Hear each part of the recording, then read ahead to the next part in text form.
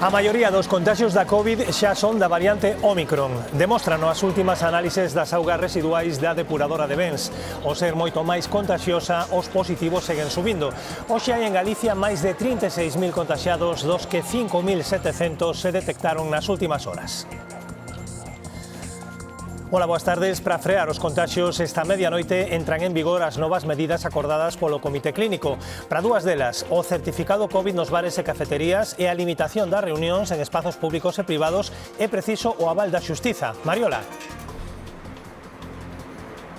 Pois parece que ese aval, esa autorización poderá chegar esta mesma tarde despois de que a Fiscalía avalara xa esas medidas acordadas polo Comité Clínico. Entre elas está o chamado toque de non queda, esa prohibición de xuntanzas tanto en interior como en exterior con non convivintes entre as 3 e as 6 da madrugada. Tamén a exixencia de presentar o certificado COVID a hora de entrar no interior de bares e cafeterías durante todo o horario de apertura. Todas estas medidas, se autorizan, entrarían en vigor esta medianoite. E Portugal deixa sen IVE tanto os test de antíxenos como as máscaras durante todo o ano que ven.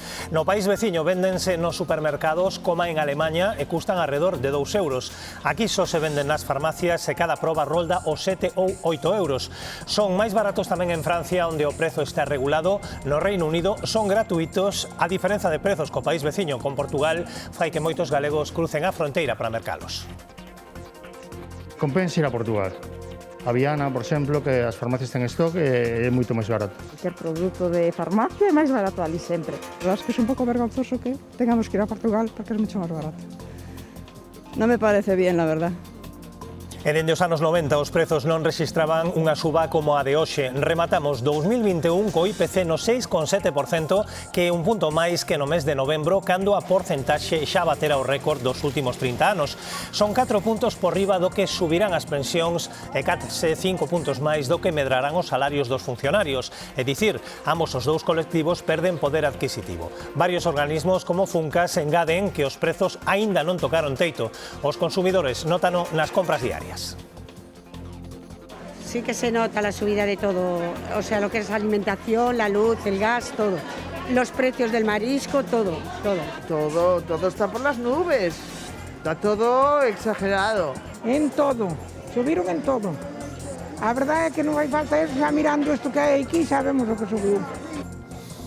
Esta mañá reuníronse os traballadores de Alcoa, a ministra de Industria e o vicepresidente económico da Xunta para analizar o pacto no que a empresa vai a pagar as cubas, pero a cambio comprométese a reactivar a actividade na planta de San Cibrao en 2024. A ministra Reyes Maroto admite que non é un bo acordo, pero destaca que é a mellor alternativa fronte ao peche. O vicepresidente Conde reprochalle ao goberno central que non tomara medidas para frear o prezo da enerxía a causa dos problemas en Alcoa e doutras empresas grandes consumidoras de energía. Ser ambiciosos y conseguir cuanto antes el rearranque de las cubas, porque eso va a permitir recuperar las capacidades productivas en la planta de San Cipriao. O Goberno foi incapaz en 3 anos de establecer os mecanismos para garantir ese precio competitivo e poñer en igualdade de condicións a produción de aluminio primario en España e no resto de países da Unión Europea. En la Catedral de Santiago celebrouse esta mañá a tradicional ceremonia de ofrenda de traslación do apóstolo. O arcebispo de Santiago oficiou a misa neste ano santo en que o delegado rexio foi o alcalde de Santiago. Sánchez Bugallo asegurou que Santiago está preparada para recibir os peregrinos que seguirán chegando no Xacobeo, que se prolonga no 2022. En Santiago estamos preparados e recibiremos cos brazos abertos a turistas e peregrinos que decidan visitarnos o vindeiro ano. Compostela foi e seguirá sempre sendo unha cidade hospitalaria e amigable.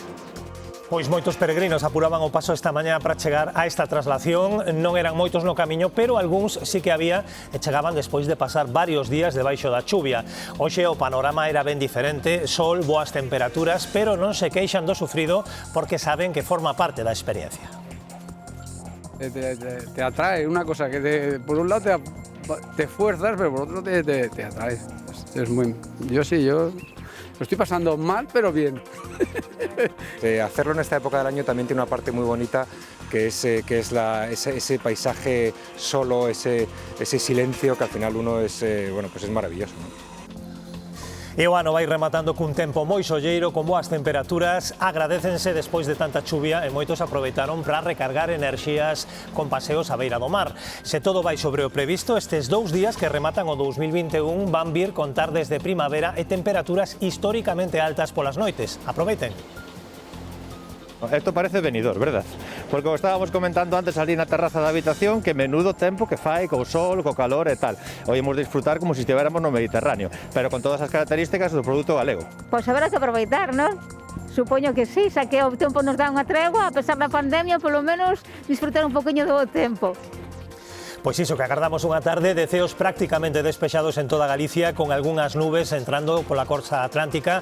As temperaturas van de mando anticiclón, así que volven ser máis altas para esta época do ano. E o vento segue soprando con algún refacho forte no litoral.